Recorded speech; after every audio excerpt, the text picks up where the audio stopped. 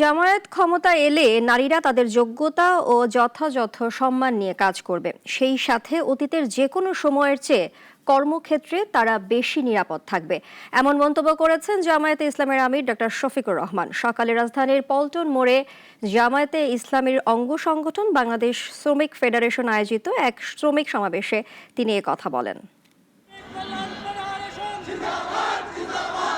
রাজধানীর পুরানা পল্টন মোড়ে বাংলাদেশ শ্রমিক কল্যাণ ফেডারেশনের ব্যানারে অনুষ্ঠিত হয় আন্তর্জাতিক শ্রমিক দিবসের সমাবেশ। সকাল থেকেই ঢাকার বিভিন্ন এলাকা থেকে দলে দলে শ্রমিকেরা মিছিল নিয়ে আসেন সমাবেশ স্থলে।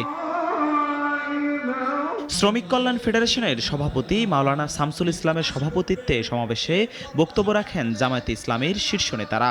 আজকের ঐতিহাসিক জমায়েতের মধ্য দিয়ে প্রমাণ করেছে বাংলাদেশের শ্রমিকরা নতুন ধারাকে তারা কবুল করেছে। শ্রমিকদের সাথে বিশ্বাসঘাতকতা করা হয়েছে, শ্রমিকদের অধিকার প্রতিষ্ঠা করা হয় না। আমরা আল্লাহর আইনকে বাস্তবায়ন করব, আল্লাহর আইন বাস্তবায়নের মাধ্যমে শ্রমিকদের অধিকার ফিরিয়ে দেব। সমাবেশে জামায়াতের আমির বলেন, ইসলামী শাসন ব্যবস্থা শ্রমিকদের অধিকার নিশ্চিত করতে পারে, অবসান ঘটাতে পারে অমানবিক জীবনের। শ্রমিক এবং কর্মজীবী মানুষ, এই সকল পর্যায়ের মানুষ বিভিন্ন ক্ষেত্রে তারা নির্যাতিত এবং তাদের ন্যায্য অধিকার থেকে তারা বঞ্চিত। তারা যেমন নির্যাতন করেন শ্রমিকদের উপর, আবার তারা নির্যাতিত হন চাঁদাবাজদের হাতে। আমরা একটা টেকসই সমাজ গড়ব, সেই সমাজ আল্লাহর কসম আল্লাহর আইন ছাড়া কোনো কিছু দিয়েই গড়া সম্ভব নয়। নারীদের কর্মক্ষেত্রে নিরাপত্তার বিষয়েও কথা বলেন জামায়াত আমির। জানান, দল ক্ষমতায় গেলে নারীরা আরও নিরাপদ ও সম্মানজনক পরিবেশে কাজ করতে পারবেন।